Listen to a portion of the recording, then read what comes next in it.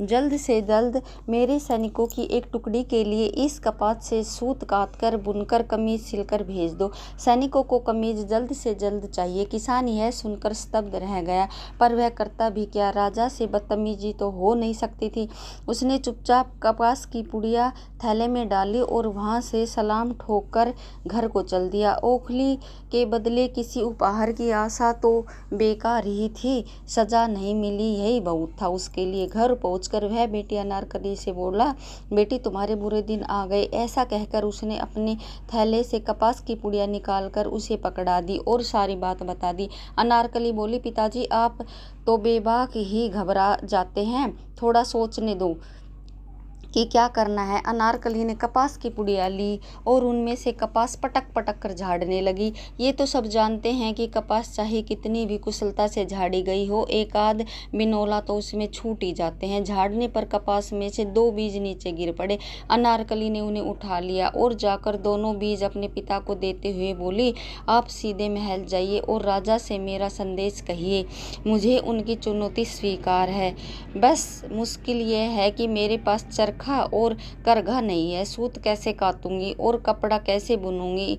इन बीजों के खोल से वो चरखा और करघा बनाकर भेज दे। जैसे ही ये दोनों चीजें भेज दे, उनका काम हो जाएगा। बेचारे किसान की राज दरबार में जाने की हिम्मत नहीं हो रही थी, पर अनारकली उनके पीछे ही पड़ गई।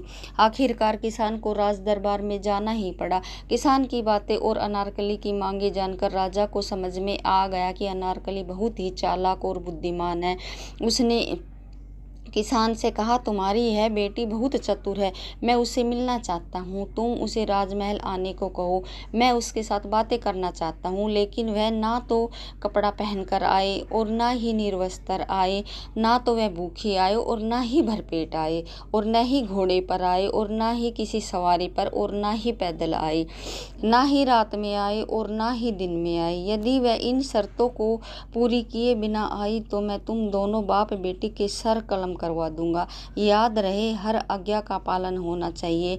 किसान बेचारा बड़े टूटे मन से घर लौटा। मौत जैसे उसकी आंखों के आगे नाच रही हो। अनारकली ने सारी बातें सुनी और अनारकली बोली, पिताजी मैं सब कर लूंगी, आप बस मेरे लिए एक मछली पकड़ने का जाल ले आइए। अगले दिन चंपाकली ने अपने आप को जाल में लपेट लिया। इस प्रकार वह न तो निर्वस्त्र रही और ना ही कपड़े पहने हुए रही। 2 मुट्ठी चबेना खाया।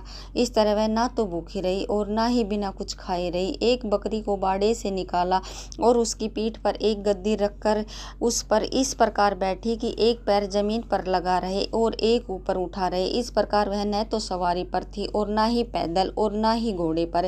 इसी रूप में वह शाम के समय राजमहल पहुंच गई, जब ना ही दिन था और ना ही रात थी, बीच का टाइम था। महल के पहरेदारों ने उसे पागल समझकर रोकना चाहा, पर जब उन्हें मालूम हुआ कि वह राजा के हुक्म से ही इस तरह आई है, उसे तुरंत जाने दिया। महल के अंदर जाकर अनारकली ने राजा से बोला, महाराज आपकी आज्ञा के अनुसार मैं आपके सामने हाजिर हुई हूँ। अनारकली को देखते ही राजा बेहताशा हंस पड़े और बोले, अनारकली तुम तो बिल्कुल वैसी लड़की हो जिसकी मुझे तलाश थी। मैं तुमसे ही शादी करूंगा और तुम्हें अपनी रानी बनाऊंगा।